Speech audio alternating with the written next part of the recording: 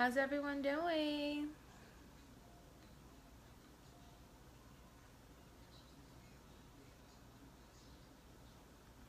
All right, let's get started.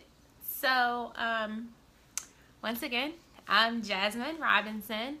I'm a family law attorney in Atlanta, Georgia, and I started my own brand, Jazz Talks Law, in which I seek to enhance cultural diversity within the legal field.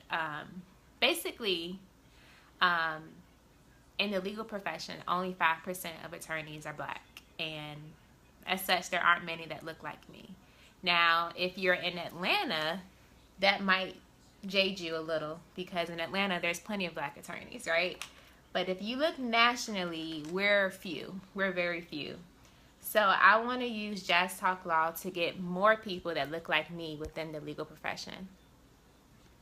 Um, so Jazz Talks Law was created, and I seek to provide you guys with information, tutorials, Facebook Live sessions, quick little clips, weekly emails in which I include information and things that you need to know if you're applying to law school or if you're in law school. And I believe a lot of my information can go beyond if you're interested in law school or if you're interested in becoming an attorney. I've had plenty of people tell me that, you know, yeah, you're focusing on law, but a lot of what you were saying was applicable to medical school. So that's just one example. But I hope that you enjoy today's session as we look forward to the new year, 2017. And oh my gosh, I have so much to be excited for in 2017 for Jazz Talks Law, and I look forward to sharing everything with y'all as God permits. So today's session is, hey Precious, how are you? Where are you tuning in from? Today's session is entitled You Got the Job. So now what? So while I was in law school, I had maybe 5 or 6 internships between when I started law school to when I finished law school. So during the semesters, during the summers between law school, and now that I've graduated law school this past May. Virginia, all right. I'm from Virginia as well. So I graduated law school, and then I got my first job. I'm working at a family law firm where all we do is family law, and I'm really enjoying it, and I'm learning so much specifically about family law, but just also about conducting yourself within the legal profession, what to do, what not to do as an attorney, etc. And looking back over all of my opportunities, I realized there's things that I have learned that I think we need to make sure each of us know. So many things that I had to learn along the way that I just didn't know, and I don't want that to happen to you. So I'm looking forward to sharing the wealth, as I like to say. Everyone else helps themselves, so why not help each other? Why not encourage each other? Why not give you the secret to success that I may know? So let's get started. The first thing that I wanted to talk about when it comes to you get the job and now what is social media. So from what I've experienced, a lot of times, you know, when someone's applying for that job and, you know, submitting their resumes, etc., they're like super, you know, shirt closed, page private, watching what they say. They're being super conservative on their social media accounts. And that's kind of applies to all of our topics that we're going to talk about today. That's where this whole conversation came from. You know, when you're applying for jobs, you're being super conservative. You are crossing all your T's, dotting all your I's because you want that job. And now that you got that job, you think you can just convert back to what you were doing prior to that job. No, you cannot. Hey, Makia. You cannot convert back to what you were doing prior to getting that job. You need to maintain whatever you were doing to get that job. And the topics that we're going to cover today will help you maintain that job and not just get that job, because you don't want to be fired after a few months and you're like, wait, what happened? You know? So these topics that I'm going to discuss are going to help you maintain your job, because we don't just want jobs. We want to keep jobs, and we want to grow within a company. So the first topic is social media. Social media. I thought some of the, I guess, is not as it's not common sense for everyone. So I just want to lay out a few things that I think not everyone realizes. One, your page should be on, if you're going to post whatever you feel like, for one, you should have some type of privacy settings on your social media pages, whether it's Facebook, Instagram, Twitter, whatever. Have some type of privacy settings. But if you want to have your page public, like on Instagram, for example, you need to watch what you're posting and what you're not posting. But regardless of if your page is private or public, there's still ways that potential employers or current employers can get around all of that. So regardless if your page is public or private, you need to be careful. You need to watch what you're posting. And I'm going to go into more deeper into that. So my biggest thing is drinking and smoking on social media. Everyone does not need to know that you drink and smoke. Do what you do, you know, outside of your social media world. But every time you post a picture or post a video or go live on Facebook or what have you, it shouldn't be you drinking or smoking. For one, it shouldn't be you doing anything illegal on social media. That's a big no-no. You are representing a company, a business. Most likely you answer to someone. And if you're making that business look bad because on your social media page, which has no type of privacy settings, all they see is you smoking, that's not professional, for one. That's not helping your business grow, because let's say your name is on the company website.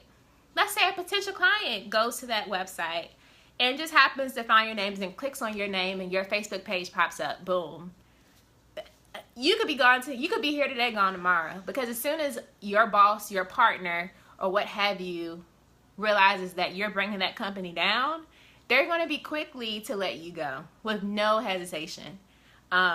So, you know, if you like to drink or smoke, I have my own personal opinions about those things, but if that's what you like to do, just keep it off of social media. The world does not have to know everything about your private life. Keep it off of social media. Hey Tia, thank you for joining. The next thing that under social media is attire. So listen, you have to be mindful of the attire you wear in your pictures. So for example, let's say I take a selfie of me and I have on a low-cut shirt. My first thought is, okay, well, I'm going to crop that and raise so you can only see maybe from here up. I don't want potential employers, I don't want men or just people, period, for the first thing they see to be my cleavage. As a person in a business setting, you want them to focus on what you have to offer. You have way more to offer than just your cleavage, if you didn't know. So just be mindful of the pictures you post, the type of attire you're wearing. You know, I'm not saying every time you post a picture you have to have on a suit or anything like that. You can show what you wear on the weekend or whatever, but just be mindful of, is this something that I will be comfortable with a potential client or a potential boss or my current boss or my current client seeing? What would they think of me? Would they still want to hire me if they saw me in a dress that was too small and just showing stuff that shouldn't be showing? Like, you have to be mindful that you represent a company at all times, whether it's your personal company or it's someone else's company. Be mindful of what you're putting out there. So that is the second part of social media. And the third thing that I wanted to mention is watch your critiques and your complaints on social media. So for example, let's say you work at a law firm, whether you're a summer clerk or you're working between law school, you're working there, or let's say you're an actual attorney working there or what have you. And let's say you had a horrible experience with Delta Airlines. So you go on your Facebook or Twitter or whatever and you're like, you know, Delta Airlines is the worst airline ever. I hate them, blah, blah, blah. Like, no one should try Delta Airlines, or, you know, whatever you say. The problem with that is this. You have to know who you're working for. Like, if you're, like, for example, like I said, if you're working for a big law firm, Delta Airlines could potentially be a client of your law firm. Delta Airlines could be a client at the custodial place that you're working at, wherever you're working, you never know. Delta Airlines may very well partner with your business or what have you in the future. You just never know.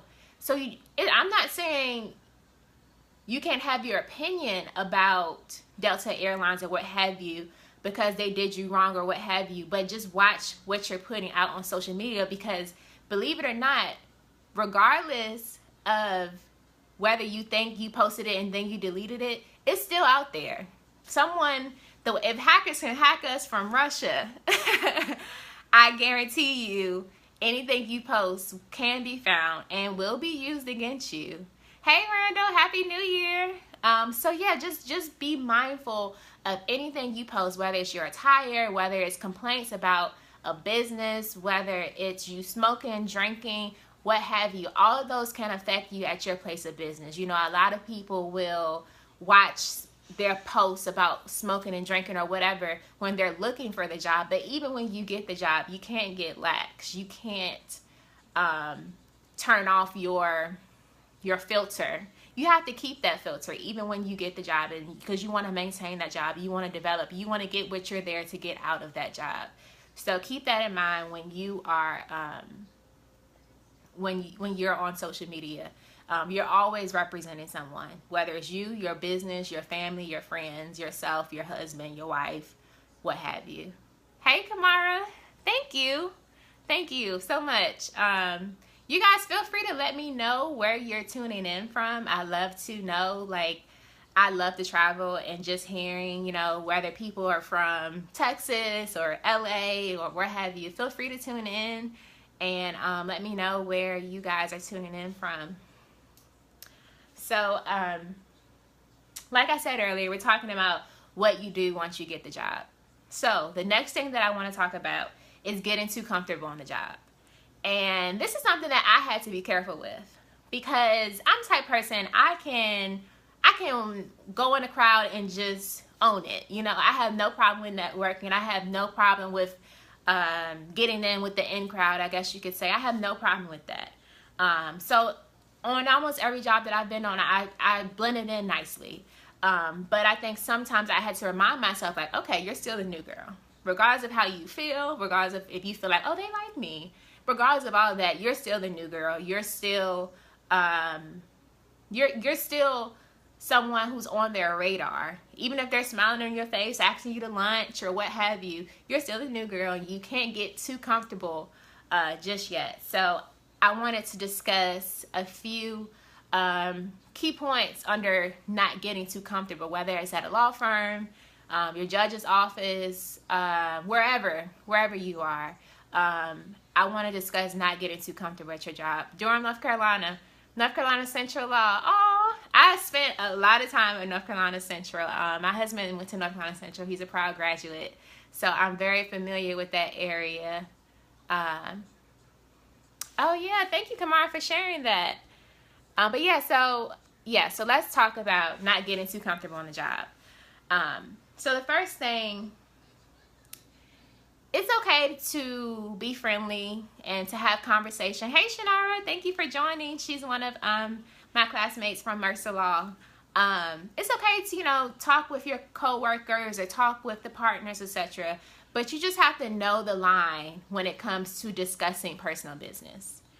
Yeah, you can mention you have a husband, you have kids, or what have you, but they don't need to know everything.